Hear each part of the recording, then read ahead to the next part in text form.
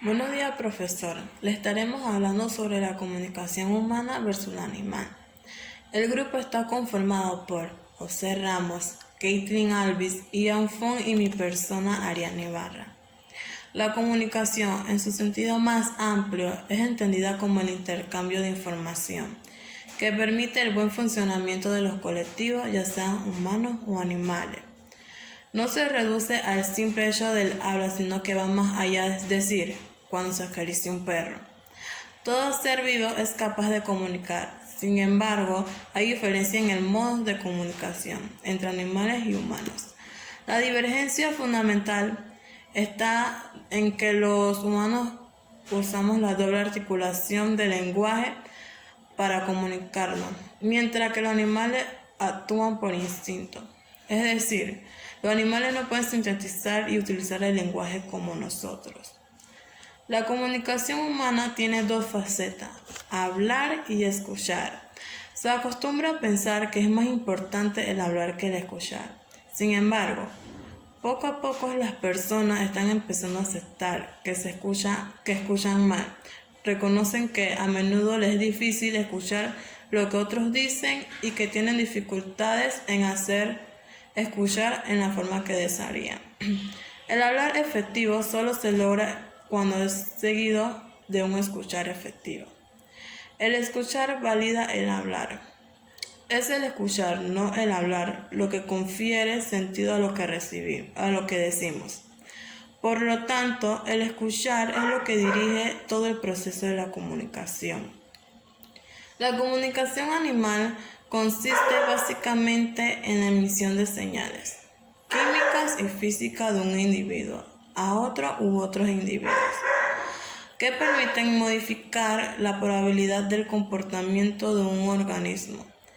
Puede tratarse de señales comunes a la especie o a un mismo sexo, pero también al grupo social e incluso a la familia.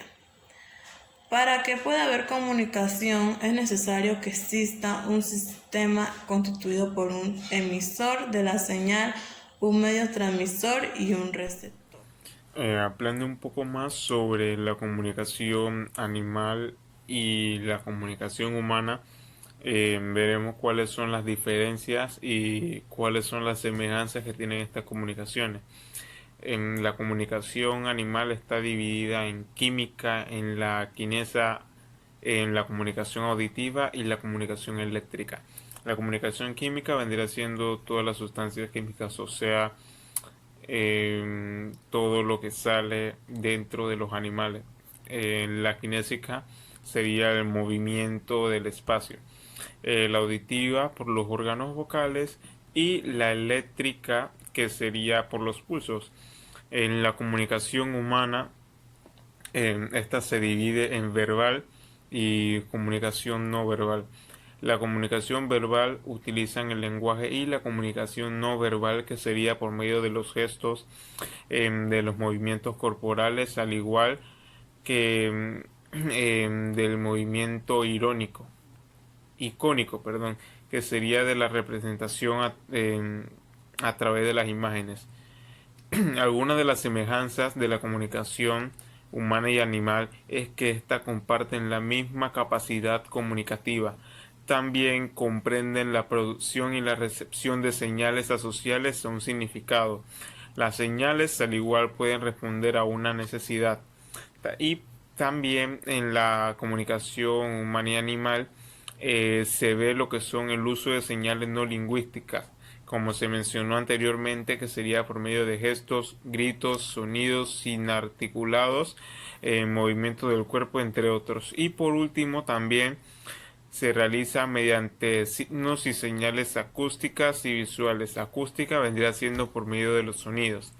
Bien, mencionaremos cuáles son algunas diferencias de la comunicación animal y la comunicación humana. Una de las diferencias en la comunicación animal es que ésta se realiza de manera instintiva y a través de signos no convencionales. Las expresiones en la comunicación animal son únicas e imposibles de descomponer en unidades menores. Esto quiere decir que no podemos saber con exactitud cuáles son las señales que nos da algún animal, por ejemplo un perro o un gato, un pájaro, un perico o algún otro animal. También la comunicación animal se realiza por medio de señales acústicas, como anteriormente se mencionó también, que sería por medio de, de los sonidos, un perro ladrando, un lobo aullando, un gato maullando, entre otros. También la visualización y el movimiento corporal, al igual que esta también está ligada a alguna situación concreta. En la comunicación humana, eh, es producto de alguna reflexión que ésta consiste y emplea los signos convencionales. También las expresiones se hacen más frecuentes en el uso del lenguaje integrado por los signos doblemente articulados.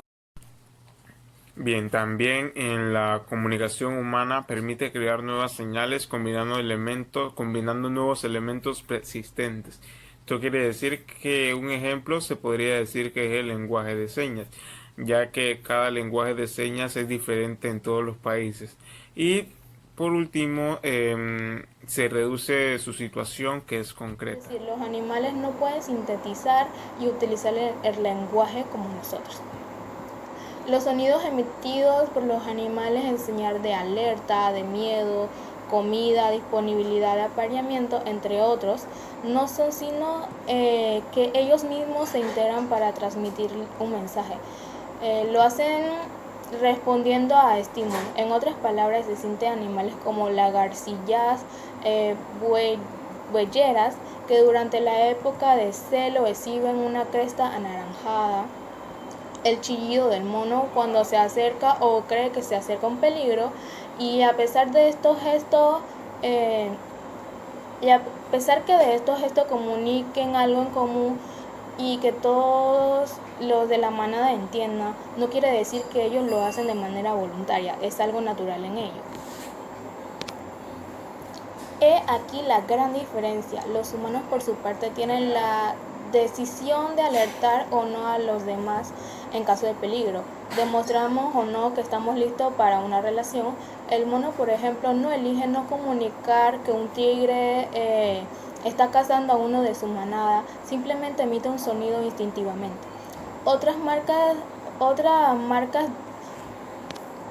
Otra marcada distinción entre la comunicación humana y la animal radica en la capacidad creadora del lenguaje humano. Los seres humanos, como la especie animal más avanzada, somos capaces de desarrollar señales y palabras nuevas.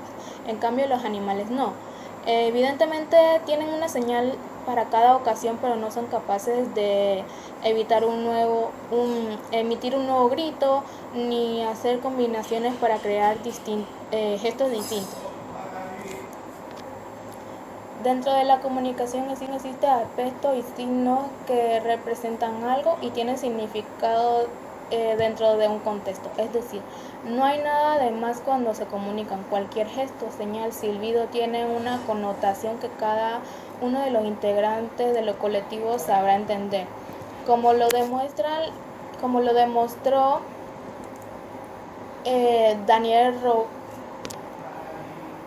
demostró Daniel Romero, los delfines emiten mayor silbido cuando están en el proceso de socialización y menor cuando están en un viaje. De la misma manera, los humanos solemos tener la misma interacción cuando estamos en la relación directa con otros.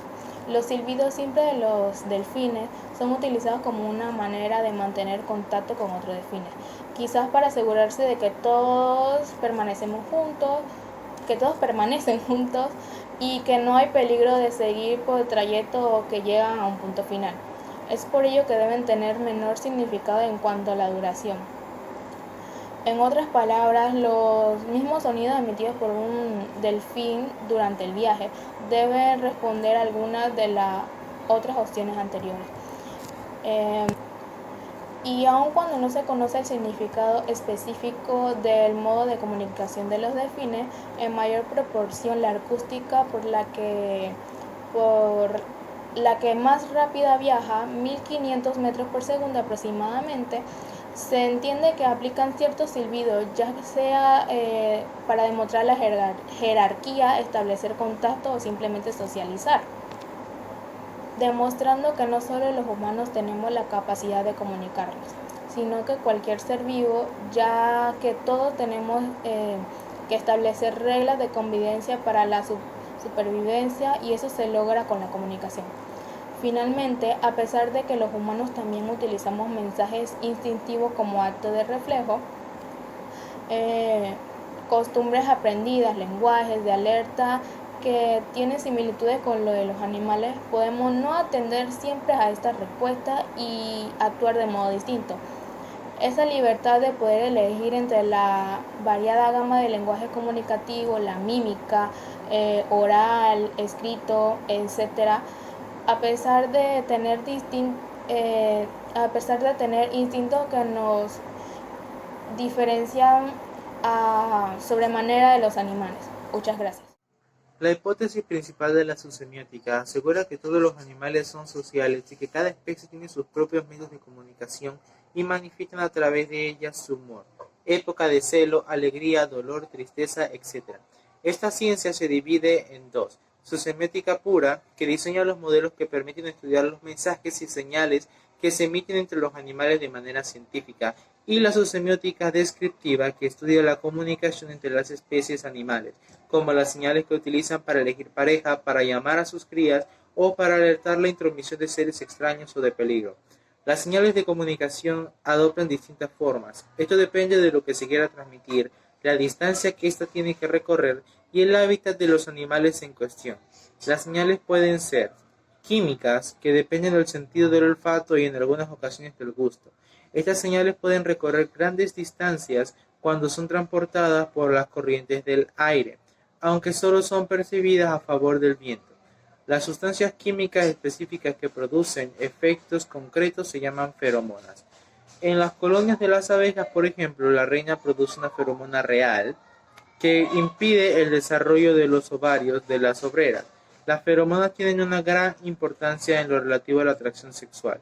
También se da esto en los perros, ya que la hembra en época de celo suelta un olor que atrae al macho. Acústicas. Pueden variar de altura e intensidad con rapidez. Sirven para transmitir una amplia gama de información. Estas señales viajan en todas las direcciones y el receptor las localiza con facilidad.